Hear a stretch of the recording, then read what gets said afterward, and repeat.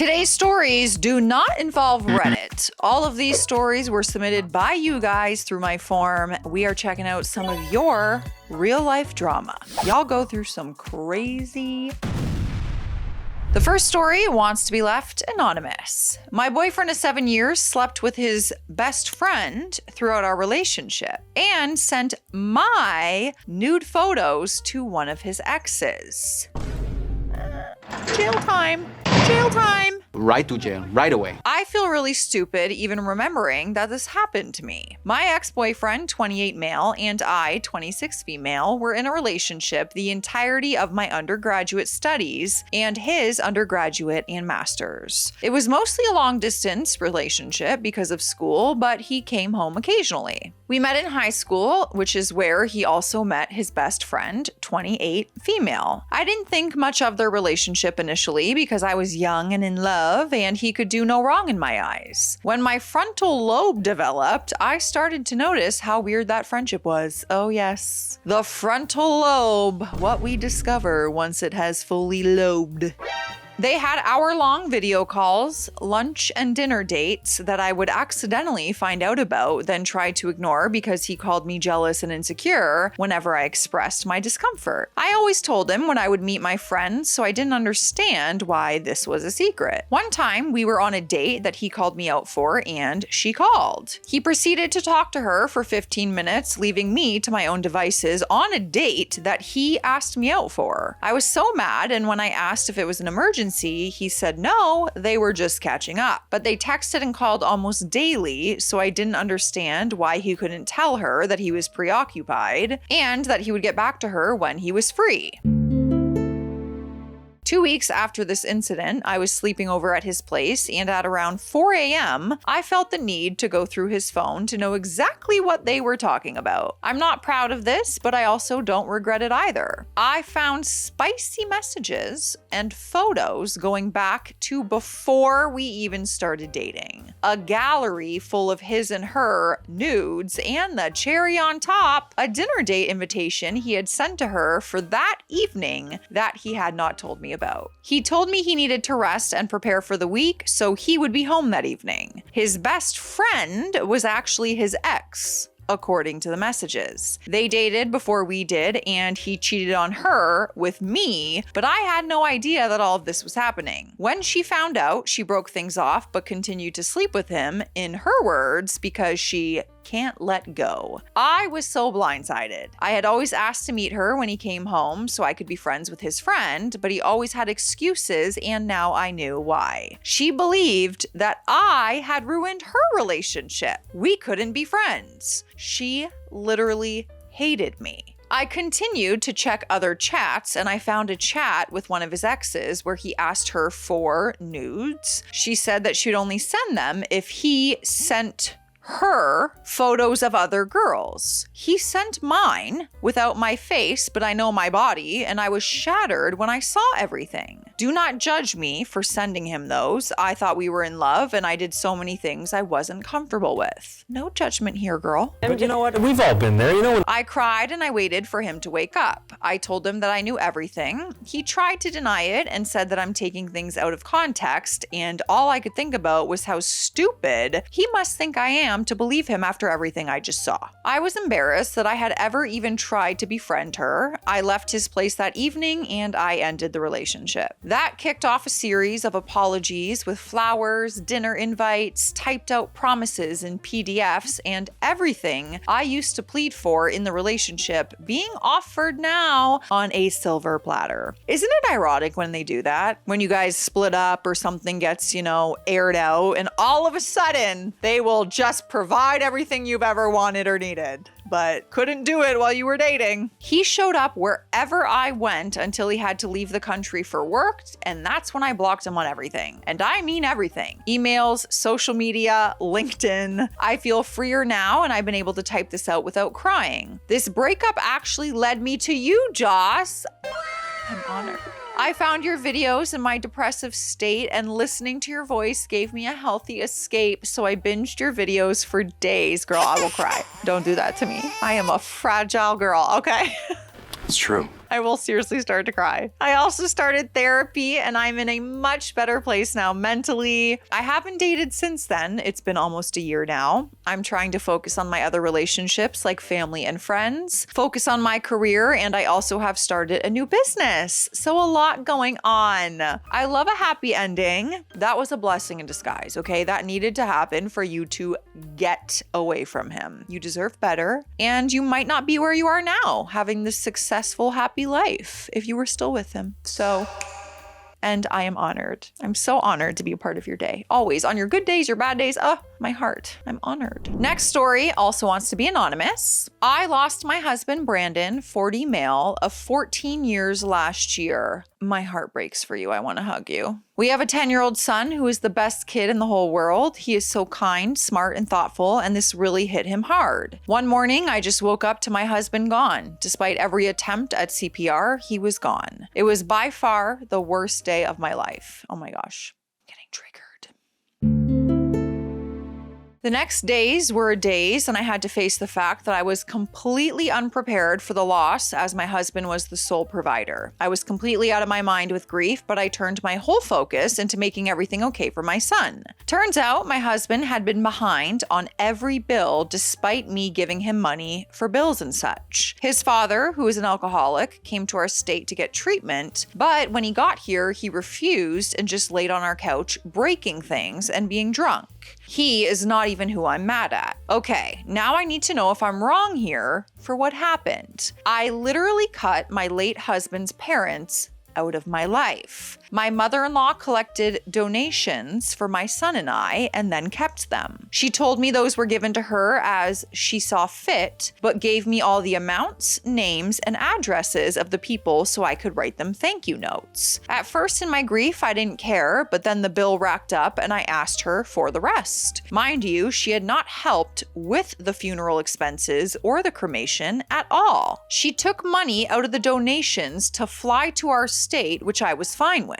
Out of the few thousand, she handed me $250 of grocery store gift cards. She was pissed when I asked for the rest. She also took $400 from a friend at the funeral, telling him she was collecting it for my son and I. After I found that out, I was appalled. I saw her profile on Facebook and she was eating steak and buying a brand new trailer. Can this not be a lawsuit of some sort? My best friend wrote letters to everyone on that list that donated and told them what happened. She was pissed and sent a sum of money, but it wasn't the whole amount, so I was angry. I had loved her like my own mother. It's like her mask slipped and I can never forgive her. It's not about the money, but just the way she spoke to me, like she was doing me a favor by coming to her son's funeral. I told her she would never see me or her grandson again. She slammed her hotel door on me after asking for the money and made a big scene. Now my father-in-law that was there decided he could take any cash he found for booze. I told him he needed to go to the bank to pay me back. It was over $400 and I needed to pay the electricity. He told me he didn't have gas, so I gave him my last 20 and I took my son to the park. When I came back, I asked for the money he had taken and said, I need to transfer my account. Rudely, and he was also drunk.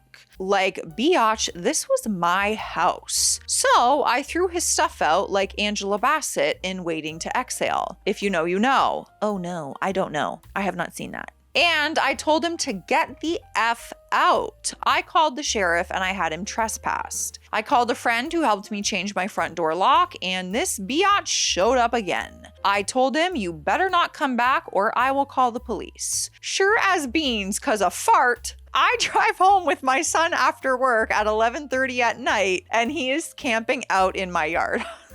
Sure as beans cause a fart? I can't. I've never heard that in my life. My poor sweet son was so scared. Drunk grandpa always yelled at him when I wasn't home. My husband sucked and I allowed it. He was so scared he grabbed a fork to protect me. We hid in a bedroom and called the police. He was arrested, and after he was out, he didn't show up to his hearing, and now he has a warrant out for his arrest. Pretty much the only thing that saved us was my friends who set up a fund and raised enough money for me to keep our our home, pay off the car, and keep the lights on. My bosses who threw the funeral, my town that paid for this cremation and donated so much money, clothes, food, and time. I don't have any family, so my friends and my town became everything to me. I'll never be able to thank them enough for helping me. I have a friend named Dawn, and I call her the patron of saint of widows and fatherless children, because while I could remember my middle name, she did everything. I am also especially grateful for the owners of my job.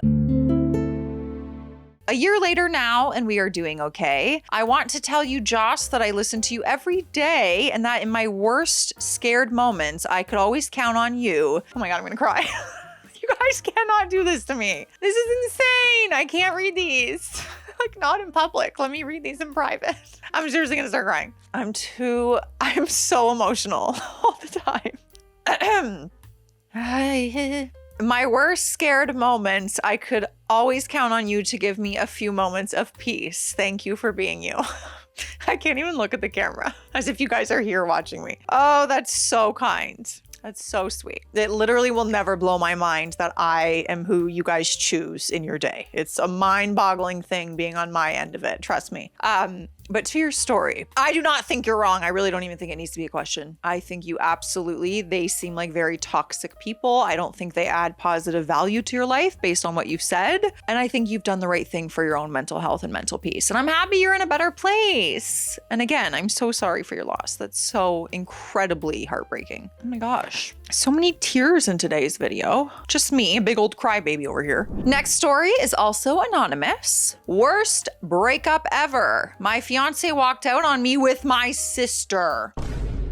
This is absolutely devastating for me to write because it's been 3 years and I'm still dealing with the pain and trauma that this whole chapter of my life has brought. I haven't spoken about this to many people, but I feel like I have to do so here. Those involved, you can call me Alexa, 32 female, my ex-fiance Seth, 35 male, and my sister Beck, 34 female. This took place toward the end of 2022, early 2023, so bear with me because I don't remember exactly all the details vividly, but I do have enough to show what a heartbreaker this is. Seth was my fiance for 2 years, and we had been dating for 3 years before then. We met when we were working together at a local coffee shop here in New York. I lived on the east side of Manhattan, and Seth lived over in Queens. We were both baristas and worked on the same shifts together. I had been working there for 4 years throughout my college days, and Seth came along during my second year there. We didn't really cross the line because we were coworkers, but we occasionally would flirt with each other, and we would hang out after work sometimes. After I graduated college, I got a new job working at a pharmaceutical firm, and then Seth and I started dating.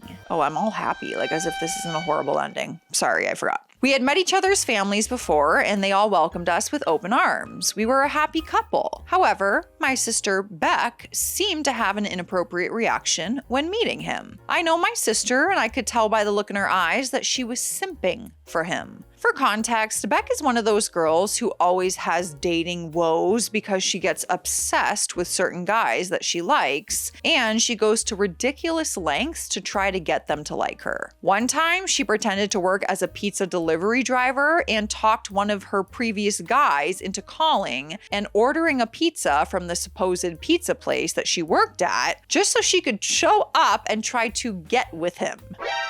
Kind of a genius idea. In a crazy girl way, you know, like crazy behavior. Don't recommend. A fake pizza business. I'm your delivery girl. That is the kind of stuff I'm talking about. I warned Seth about her and that he needed to stay away from Beck because she was not to be trusted. As time went on, nothing too crazy happened. Beck did sometimes try to flirt with Seth, but I would always hold her in check. In case you're wondering, Beck and I have always had a complicated relationship because I'm younger, and she's always been the type of sibling who feels like she has to one-up you on everything. It ranged from getting better grades to new toys and even boyfriends in high school. This was nothing new, but because now that we were older, I stood my ground. Their next conversation seemed to be platonic and innocent, at least that's what I thought. In 2021, Seth proposed to me on the top of the Empire State Building and I accepted. I need pictures. Please DM me. Find me on Instagram. Send me your photos of that proposal. I know this relationship sucked and it ended. I'm so sorry, but I want to see pictures of that. because what an iconic engagement. Our families were very excited and couldn't wait to help us get our big day together. Beck seemed to have matured by this time and told us congratulations, but little did I know there were some dark secrets going on between them. Now, looking back, I feel stupid for not seeing them. The night when we were back home to surprise our families, I noticed that Beck had that somewhat evil smile on her face. It was as if this was her time to make her move. Nothing happened that night, but I discovered what had been going on not long after. Now, let's get to the part that you're all here for. So this was about a year later. Seth and I had began the process of looking and renting our wedding venue. My biggest mistake, however, was including Beck as one of my bridesmaids. Believe me, I didn't feel comfortable doing it, but I didn't want to cause any wedding day drama by having my other sisters as bridesmaids, but not her, if you catch my drift. Some more context also, we were living together at this point. Seth was still working at the coffee house while I was still working at my new job. Seth said that he'd be working more hours, so he would just have enough paid time off for our supposed honeymoon in Belize. Well, when Seth said he was working more, it turns out that's not what he was doing. Here is how I found out. It was on a Friday and everything seemed to be going like any other day. Seth and I were supposed to travel upstate to visit his family that weekend. Well, later that afternoon, while I was still at the office, I got a notification that Seth had come home from work a couple hours earlier than usual. He usually didn't come home until 6, but he got off work at 2. We have one of those location apps that show us where we were and whenever we came home. I figured Seth had a good reason. Maybe he just decided to get off early because it was a Friday. I didn't think anything of it, but that gave me an idea to get off early as well. Oh boy, I can just see where this is going. I didn't get off until about an hour later, and I just headed back to our apartment. When I got home, it was like a scene from a rom-com where one of the partners comes home to find the other leaving. Seth had what looked like all of his bags packed. At first, I figured this was just for our getaway that we had originally planned. But Seth looked at me with those sad puppy eyes. When I asked him what was wrong, he informed me that he was leaving me. My whole world crumbled at that very moment. He was being very cowardly and very brutal and said, "I'm sorry, but I can't marry you. I have found better things and I need to take my chances." I was tearing up when I heard those words. I couldn't believe that it was real. He then said he had been thinking about it for some time now, and he said apparently I didn't give him enough to make him happy and that he just didn't love me the same anymore. I began begging him on my knees like a child, pleading with him not to make this mistake. I said, "I love you, and if I did something to make you upset, let's talk about this, please. I love you." What Seth said next was the absolute knife to the heart. "I've found someone else. She makes me happier than you do, and I need someone better." I kid you not, I forgot how to breathe for a good minute because my brain had trouble processing what I had just heard. He patted me on the shoulder and said goodbye, and then he walked out. I fell to the ground sobbing and laid there for what seemed like forever. I felt completely lost. We had spent years building a life together, and it all vanishes just out of the blue. I called my sisters and some members of his family about what had just transpired. They were all dumbfounded and told me how sorry they were for me. Most of the time when people break up, the relationship had been deteriorated, but for me, it was like grieving the death of a loved one. I still loved him and wanted him back. That night, 2 of my sisters, my mom, and Seth's grandmother all came over to console me. And I'm so thankful they did. They helped me call around and started canceling the reservations that we had made. Thankfully, we were able to get refunded on all of them. His grandmother told me Seth was a POS for walking out on me and that he would come crawling back to me. She was the first person to make me laugh, as she was like a bonus grandma to me. I told her that if this was the end, I didn't want to lose her. She told me she would always be there because she viewed me as her granddaughter and that she would always come visit me. I cried into her shoulders when she said that. Fast forward a few weeks later, it came time for me to inform other members of Seth's family as well as some guests. They were all furious with him and didn't contact him because of it. It honestly felt somewhat good to know that they were on my side of things. But then I later discovered the biggest reason why he left. I got a call from Seth's mother, whom I've always viewed as a mother figure, and she informed me that she had gone over to confront Seth about walking out. When she got there, she found him staying with Beck. I almost threw up when I heard that he was with her. This made me start piecing things together, and I got the feeling that this had indeed been going on for some time. When I asked her if she had any information on whether they had been together for some time, she said, Seth told me they started seeing each other for over a year. I was absolutely furious. I was more angry at my sister because I told her to back off, and when I thought she had, she was going behind my back. Okay, but the fact that you even have to tell your sister to back off of your man is insane. How dare you? Seth's mom was furious with both of them, and she told me that she called him a loser and that she was cutting all ties with him. She told me that she was here for me, and she said, I'll help you get through this unforgivable mess. Now, I had to call my mother to inform her about what I had just learned. It turns out, Seth's mother had called her before she called me to inform her what she found. My mom told me that she was going to talk to Beck and tell her that she was going no contact with her. This basically had the entire family turn on her, and honestly, it felt very much warranted and satisfying. Mom reassured me I did nothing wrong and that this was both on Seth and Beck, and they didn't deserve any kind of support for screwing me over and the entire family like that. Now, there is some closure out of all of this mess. Last year, Seth showed up at my apartment unexpectedly. Of course, I wasn't in the mood to look at him. He told me he was sorry for everything he had done and that he couldn't believe the things he did to me. He said he regretted everything and realized how badly he hurt me and that he would do anything to get me to take him back. Like hell I was. Like hell you were. Girl, I would not let you, okay? I wouldn't allow it. It was really making me angrier, and I was about to close the door before he really made things worse. Beck wasn't anywhere near as good as you were, he said. I smacked him in the face and screamed at him, "Go F yourself and stay the hell away from me." Then I slammed the door in his face. For the first time since this whole thing unfolded, I felt very relieved and grateful because it felt like I had gotten some much needed tension out of me that I had been holding back for a long time. I got the closure I needed and I was ready to move past this horrific chapter in my life. I have some good news. I'm currently in a relationship with a new man who I've been dating for a few months, and everything is going great. My family is doing great, and I still stay in contact with a few people from Seth's family. As for Beck, she is completely cut out of my family. We haven't had any contact with her whatsoever, and we don't know if there's any possible way for reconciliation.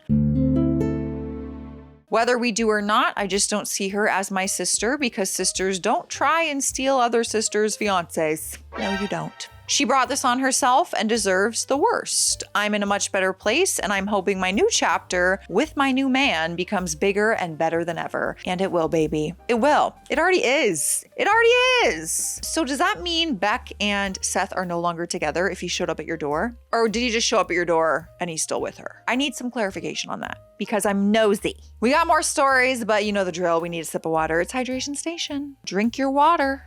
Cheers. Favorite time of day, bug Miss Lila during her nap. Hello? Say hi to your online friends. Yes, we're going to say hello. Your hair's in your face, crazy girl. You need a little haircut. Say hi. No? Okay. Want to show everyone how I am missing a nail? Remember the new nails I put on, you guys? It popped off. I hit it on something. Boo-boo. Help me. Help me. Okay. Why do you hate me? The next story is from B. Do I, 29 female, disinvite my dad, 60 male, from my wedding and invite my sister, 15 female? If you would have told me this was my life a year ago, I would have laughed. My fiance and I got engaged last year. Congratulations. It was so beautiful and meaningful, everything I could have ever wanted. We both come from smaller families, so we always knew that we would have a smaller wedding. To say my family is distant is to say the least, but I thought I would suck it up and invite my dad because you are supposed to invite your parents to your wedding and all those other comments. But I'm seriously thinking about just not inviting him. Let me explain why, and please give me advice on what you would do. It was my dad, mom, brother, and I living together in my childhood home. My mom and my brother still live there. until I turned 14 years old, with no extended family nearby. He left to live in a different city. To do what? My theory is to cheat in peace and live his fantasy of being a single man, but it was under the guise of working. I always knew my dad cheated on my mom, but now I realize I had no clue how deep the extent of it went. Clearly. We had a strained relationship, went years without talking, and over the past 2 or 3 years, we began to see each other more and talk more on a regular basis. Moving forward, in early December, I received a phone call from my mom on a Friday night while I was over at my friend's, just having a fun time crafting. She found a letter sent to my dad for child support payments. My parents are married before my brother was born. Yeah, my mom, brother, and I had no clue we had any siblings. To say that was shocking is to say the least. Well, I knew I immediately needed to confront him. When I called him the next morning, he was sleeping. I asked him directly and he said yes. His story goes like this. I had no clue up until August of 2025. Those people, my sister's family, are scamming me. Basically all that garbage they usually say on Maury and Jerry Springer. I got so upset with him that I just had to hang up. I didn't speak to him for months, missing all the important holidays and life events around that time. Did he text or call me once? Nope. But there was no way that I was speaking to him first. When I didn't speak to him, I tried contacting my sister because I did get her name out of him. That lead goes very cold and I was unable to find anything online. Eventually, he calls me again and I answer. He goes on to tell me more information. Details aren't 100% necessary, but to sum it all up, my dad is a cheat with no backbone and would rather hurt his own family than to tell the truth if his life depended on it. Something major to note is that he said, "Don't trust those people because they will say stuff just to make me look bad." So, when I finally met my sister, who is so beautiful and sweet, when we met, I felt like I saw a piece of myself. We were able to talk about some things that first day, and thankfully, she did not take what my dad said against me to heart. Oh, what did he tell her? That my family knew about her and we wanted nothing to do with her. Meaning, he didn't just find out in August of 2025. I shut that down so quickly and gave some context. Also, when my grandma passed away, she knew about the funeral and my dad ghosted her. Can you believe that? She grew up in the town over from me her whole life. And then I spoke with her mom. It saddens me to say she knew about my mom. She was the other woman. I didn't quite ask directly, the first time speaking with her and everything, but from what I gathered, yes. Her mom did confirm that my dad would say that we already knew about her. So he has been lying for more than 15 years to my sister, her mom's family, and us. He needs help. But then the situation gets even more complicated. This is not the only thing my dad has done to hurt our family in many ways. The lying and craziness has pushed parents not to speak. My mom wants nothing to do with him, understandably so. Heavily separated, but they weren't divorced until mom had a sheriff knocking on our door to serve her divorce papers and a restraining order on her birthday. Happy birthday! My mom hasn't spoken with my dad about anything more than mail in years. She's not mad about the divorce itself. It's cowarding away from taking accountability for your misdeeds and having enough respect for a simple conversation. So, needless, this divorce is not going to be pretty. Clearly, I'm in the middle of all of this. I'm the only one who speaks between my dad versus brother and mom. It's not good for my health. I've gotten sick, I've got the flu and COVID all within 5 months, and I'm breaking out. This is supposed to be a happy time. I wanted to celebrate it with my little family that I had, but this sounds like a nightmare. I wouldn't be in the wrong to just disinvite him. In certain ways, I feel like I would regret it, but shouldn't I be putting myself first? I would also regret not inviting my sister now that I know her. I feel like I need her to be there, but I don't want her mom there or my dad. Can I really ask her mom to just drop her off? The dynamics are so confusing and I'm not sure how to navigate this, but it has been nice to get this off my chest. It is a lot, and this is just a high-level overview because the amount of things I learn about my family every day is insane. It really does sound like an episode of Maury or Jerry Springer. I really think when it comes to your wedding, you have to do what's best for you, what's going to make your heart the happiest, what's going to make your day the brightest. I don't think you should feel guilty for not inviting him. It's your big day. He adds a lot of stress and unhappiness in your life, it sounds. So I don't think you should add too much guilt onto yourself if you choose not to have him there that day. I would understand it. As for your sister, I get it's a little weird to be like, can she just come but not you? I feel like her mom would get that though. Her mom might see it as, oh, that's very sweet of you to include your new sister. And I think she would understand, obviously, I'm not going, I'm the other woman. Like, I feel like she might understand that. There's no harm in asking, is what I would say about the sister. If you want her there and she might really want to be there, there's no harm in asking and talking about the situation. But either way, do what's best for you, please. Please. I feel like you kind of know your answer. Maybe you need a little reassurance. So the Sass Squad can gather together in the comments and give some advice because she will see it. All right? I'll see you there. Stay classy out there. Stay sassy. Bye.